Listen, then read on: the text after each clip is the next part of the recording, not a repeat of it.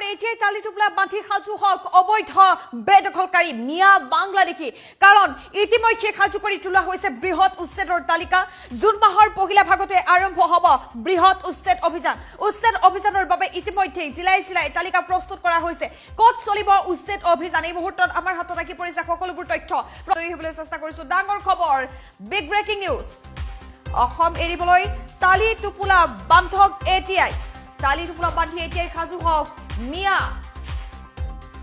সন্দেহজনক লোকৰ ঘৰত বুলডোজাৰ চলাবলৈ সাজু হৈছে প্ৰশাসন সাজু হৈছে তালিকা ক'ত কেতিয়া উচ্ছেদ অভিযান চলিব সকলোবোৰ প্ৰস্তুতি ইতিমধ্যে সম্পন্ন হৈছে ক'ত কেতিয়া চলিব বুলডোজাৰ আমাৰ হাতত আহি পৰিছে সকলো তথ্য এই মুহূৰ্তত আমি আপোনালোকক জনাবলৈ চেষ্টা কৰিম গোলাঘাটৰ বেৰাপানীৰ 2 নং নেঘেৰি বিল আৰু উৰিয়াম ঘাটত পুনৰ চলিব উচ্ছেদ অভিযান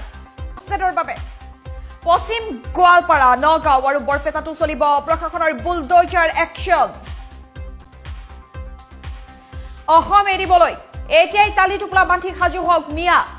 সন্দেহজনক মিয়াৰ ঘৰত বুলডোজাৰ চলাবলৈ সাজু হৈছে বেদখলকাৰীৰ ঘৰত বুলডোজাৰ চলাবলৈ পুনৰ সাজু হৈছে ৰাজ্য চৰকাৰ প্ৰশাসন সাজু হৈছে তালিকা সাজু হৈছে ক'ত কেতিয়া চলিব উচ্ছেদ অভিযান ইতিমধ্যে আমি আপোনালোকক জনাইছো